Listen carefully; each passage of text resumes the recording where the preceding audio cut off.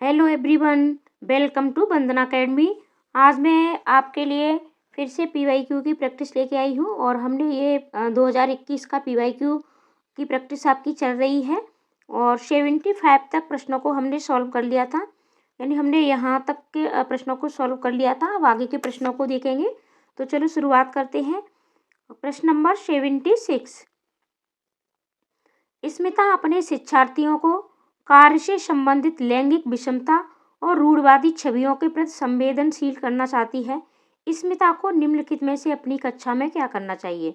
यानी रूढ़वादी छवियों के प्रति संवेदनशील करना चाहती है तो रूढ़वादी मॉडलों को छात्रों को प्रस्तुत करें, विभिन्न प्रकार के कार्यों के फ्लैश कार्ड दिखाएं, केवल लड़कों से प्रतिदिन कक्षा को साफ करने को कहे, एक छात्र की माँ को कक्षा में आमंत्रित करे जो ऑटो चालक है।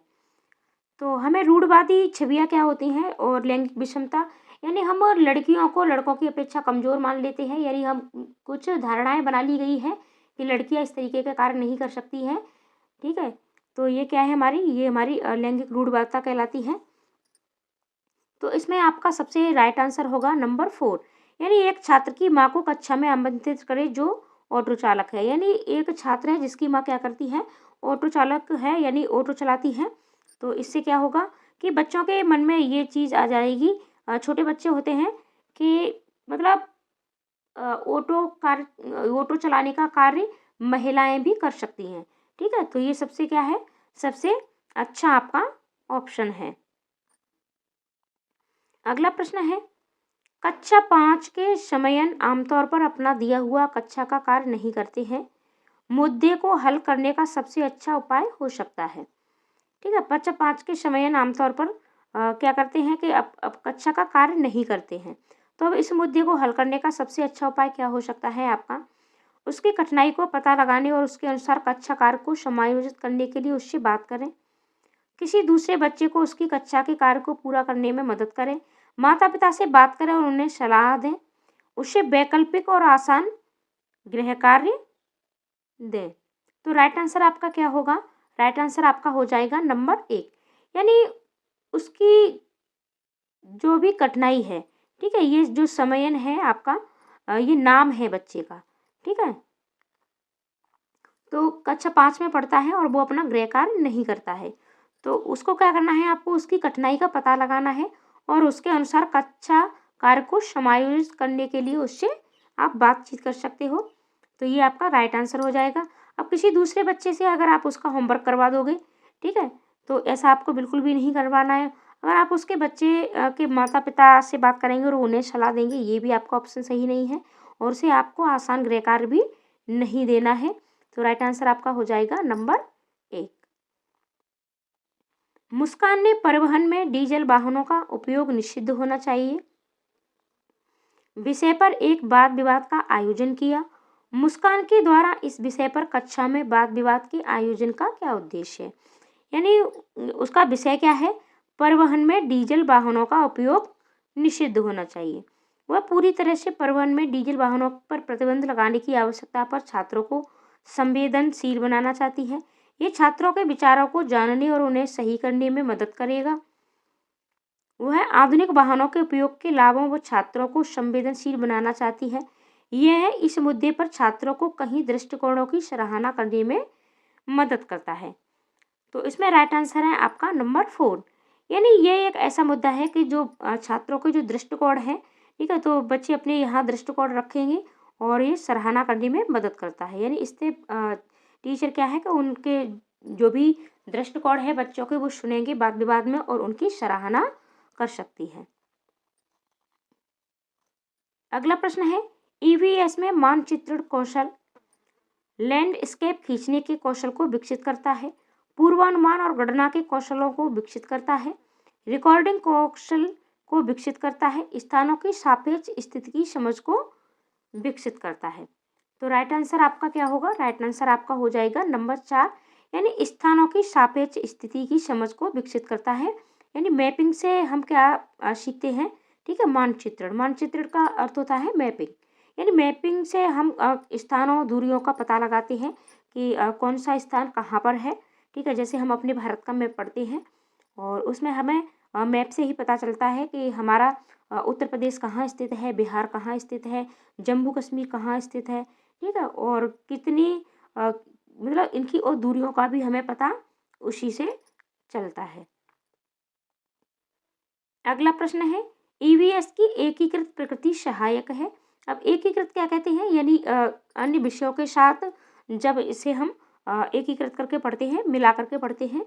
पाठ्यचर्या के भार को कम करने और विशिष्ट प्रकरणों को पेश करने में, पाठ्यचर्या के भार को कम करने और शिक्षार्थियों को सार्थकतापूर्वक सीखने में, शिक्षार्थी केंद्रित उपागम का पालन करने और संकल्पनाओं की अधिक संख्या का परिचय देने में, दी गई सूचना विवरणों से सीखने में।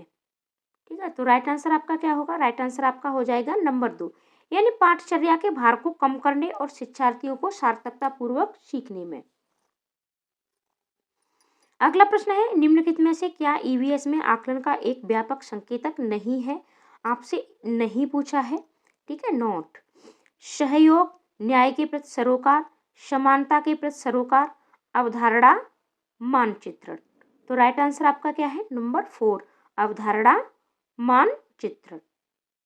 ठीक है, आपसे नहीं पूछा है, सहयोग की भावना अवश्य होनी चाहिए, न्याय के प्रति सरोकार भी है, समानता के प्रति सरोकार भी है, ये तीनों आपके सही है, तो ये तीनों आपके गलत हो गए।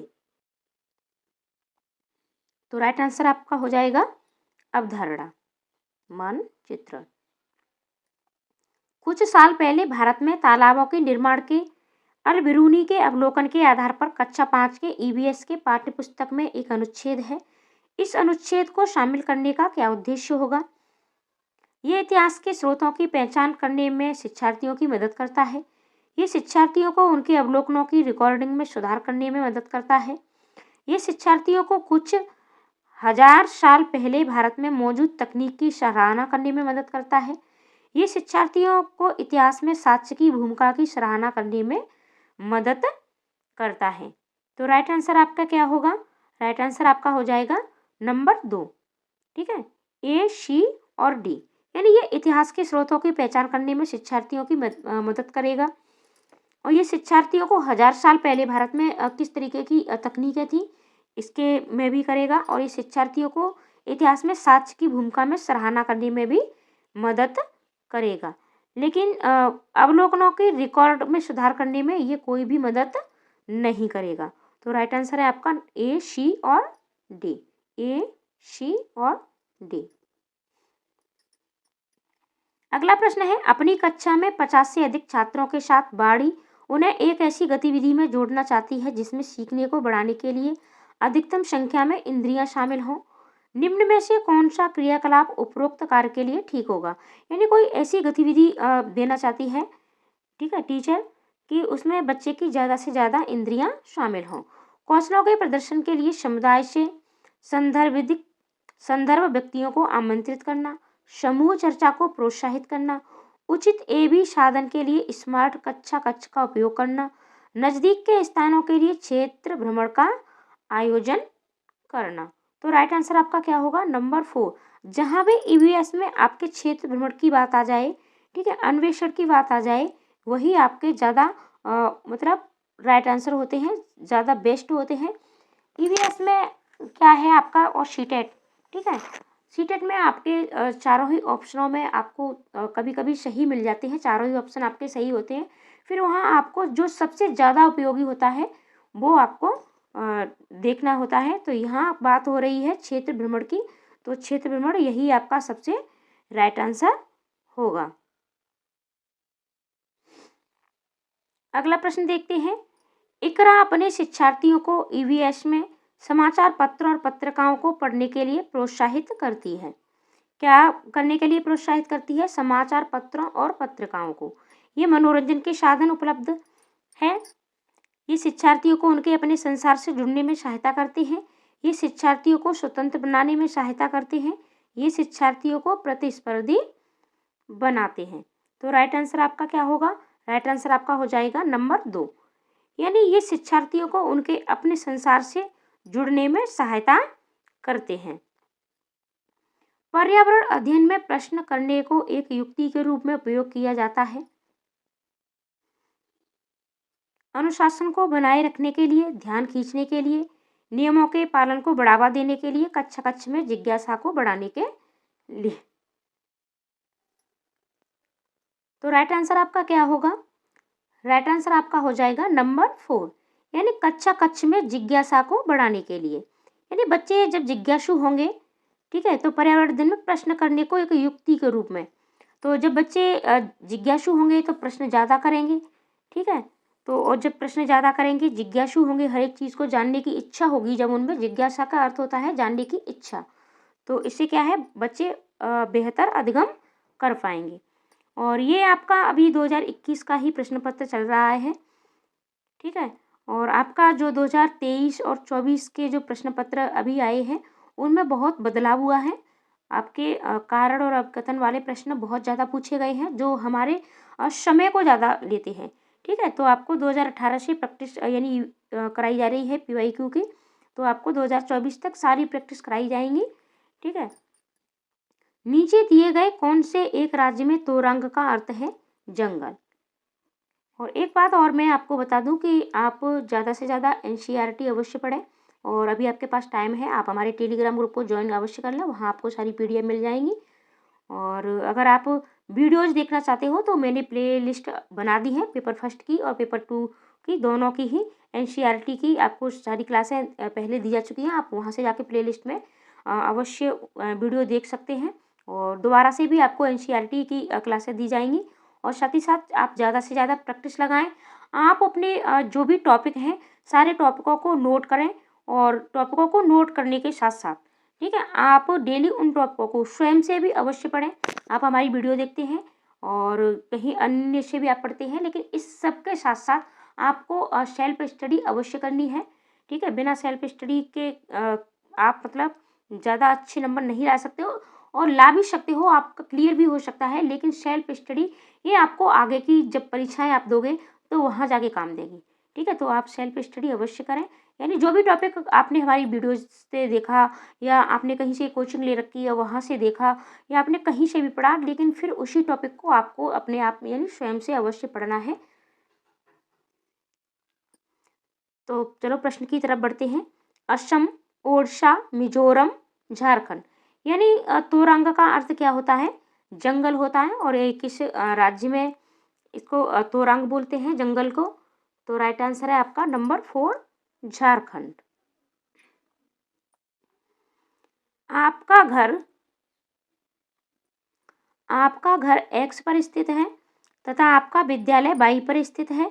यद्यपि आपका विद्यालय ठीक सामने है, परंतु बीच में व्यस्त राजमार्ग होने के कारण आप सीधे नहीं जा सकते। अतः पहले आप ठीक दक्षिण में 125 मीटर दूर जाते हैं, फिर पूर्व में 100 मीटर लंबा सुरंग पथ पार करते हैं, और अंत में आप ठीक उत्तर में 125 मीटर दूरी पर Y पर अपने विद्यालय पहुंचते हैं। Y पर विद्यालय के सापेक्ष X पर आपका घर कहाँ स्थित है? ठीक है, ये प्रश्न थोड़ा लंबा है, लेकिन आपको अगर मतलब दिशाओं का ज्ञान है, ठीक है, अगर आपको दिशाओं का ज्ञान है तो आपके लिए ये प्रश्न भी बहुत इजी है, और आपको दिशाओं का ज्ञान अवश्य होना चाहिए। तो चलो इस प्रश्न को हम सॉल्व करते हैं। तो मान के चलो ये हमारी दिशाएं होती हैं, ये हमारा इधर उत्तर होता है, इधर दक्षिण होता है, इधर हमारा पश्चिम होता है, और इधर हमारा पूर्व होता है। X हम मान के चलते हैं इधर, ठीक है, X। तो X पर हमारा घर स्थित है और Y पर हमारा विद्यालय है। यद्यपि आपका विद्यालय ठीक सामने है। तो इसे हम दोबारा से सॉल्व करते हैं। थोड़ा टाइम लगेगा, लेकिन आप धैर्य के साथ वीडियो अवश्य देखें। ये हमने मानदंड बना लिया, ये हमारा उत्तर, दक्षिण, और ये इधर आपका पश्चिम, और इधर पूर्व। X पर हमारा घर स्थित है और इसके ठीक सामने यहाँ Y पर हमारा विद्यालय है, ठीक है, परंतु बीच में व्यस्त राजमार्ग होने के कारण आप सीधे नहीं जाते। अतः पहले आप ठीक दक्षिण में 125 किलोमीटर, यानी आप दक्षिण दिशा में इधर की तरफ 125 किलोमीटर चले। कितना चलना है आपको? 125 किलोमीटर चलेंगे आप, ठीक है, 125 मीटर। फिर ठीक पूर्व में अब आप किधर चलेंगे? पहले आप दक्षिण की तरफ चले, अब आप पूर्व की तरफ जाएंगे, ठीक है। तो पूर्व इधर की तरफ आप अगर आप बढ़ के आएंगे तो इधर आप कितना चले? इधर आप 100 मीटर चलेंगे, और अंत में आप ठीक उत्तर में, फिर आपको उत्तर में चलना है। फिर उत्तर में आप इधर फिर 125 चलेंगे, ये 125 मीटर की दूरी पर चलेंगे और 22 पर अपने विद्यालय पहुंचते हैं। पर 22 पर विद्यालय के सापेक्ष x पर आपका घर कहाँ स्थित है?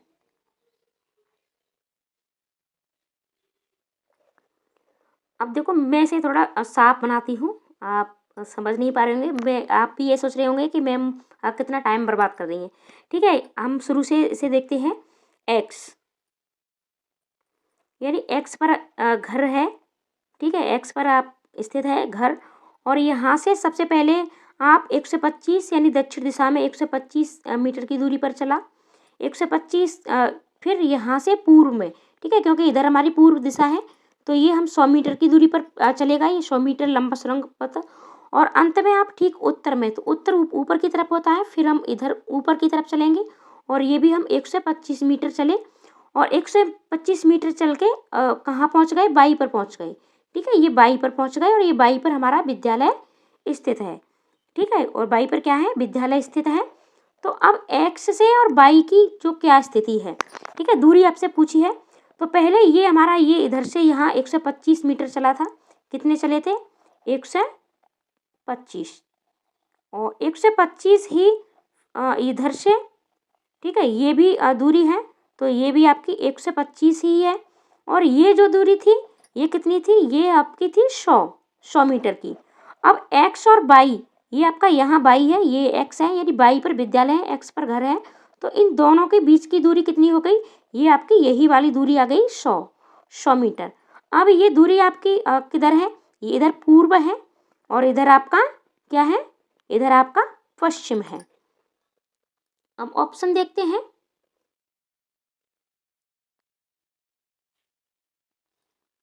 तो ऑप्शन है आपका नंबर 3, 100 मीटर ठीक पश्चिम। कितना हो गया आपका? 100 मीटर ठीक पश्चिम। अगला प्रश्न देखते हैं। कोई लड़का नागरकोइल से मडगांव जाने के लिए 4 जून 2020 को किसी रेलगाड़ी में सवार हुआ। ये रेलगाड़ी 22:30, ठीक है, यानी 22:30 बजे नागरकोइल से चली और ये 6 जून 2020 को 4:30 बजे मडगांव पहुंची। यदि इस समय अंतराल में रेलगाड़ी ने 1145 किलोमीटर दूरी तय की तो रेलगाड़ी की औसत चाल लगभग क्या थी? तो आपको औसत चाल निकालनी है। अब मैं थोड़ा आपका टाइम नहीं लूँगी, आप इसे स्वयं से हल करें प्रश्न को। तो आपका राइट आंसर है ऑप्शन नंबर 2। राइट आंसर आपका क्या है? Option number 2। अगला प्रश्न है, नीचे दिए गया कौन सा कथन मधुमक्खियों और छत्तों के विषय में सही नहीं है? आपसे क्या पूछा है? नॉट पूछा है। प्रत्येक छत्ते में एक रानी मक्खी होती है जो अंडे देती है, ये आपका राइट आंसर है। नर मक्खियाँ छत्तों के लिए अत्यंत महत्वपूर्ण होती हैं। छत्ते में बहुत सारी काम करने वाली मक्खियाँ होती हैं, ये भी आपका सही है। छत्ते में केवल कुछ नर मक्खियाँ होती हैं, ये भी आपका क्या है? राइट आंसर है। ठीक है, ये सभी आपके सही हैं, तो ये सभी क्या हो गए? आपके गलत हो गए। तो राइट आंसर आपका क्या होगा? ऑप्शन नंबर 2, यानी नर मक्खियाँ छत्तों के लिए अत्यंत महत्वपूर्ण नहीं होती। आज हम मिर्ची के बिना भोजन की कल्पना भी नहीं कर सकते हैं। इसे व्यापारी हमारे देश में लाए थे। कहाँ से लाए थे? अफगानिस्तान से, इंग्लैंड से, दक्षिणी अमेरिका से या दक्षिणी अफ्रीका से। तो ये प्रश्न मैंने आपके लिए छोड़ दिया है, इसका क्या राइट आंसर है ये आप कमेंट करके अवश्य बताएं। और इसका राइट आंसर मैं अगली वीडियो में आपको दूंगी। तो डेली आपको PYQ कराती रहूँगी मैं, चैनल पर मिलते रहेंगे। वीडियो को लाइक अवश्य कर दें, शेयर भी कर दें अपने दोस्तों को। तो मिलते हैं अगले PYQ के साथ। आज के लिए इतना ही, धन्यवाद।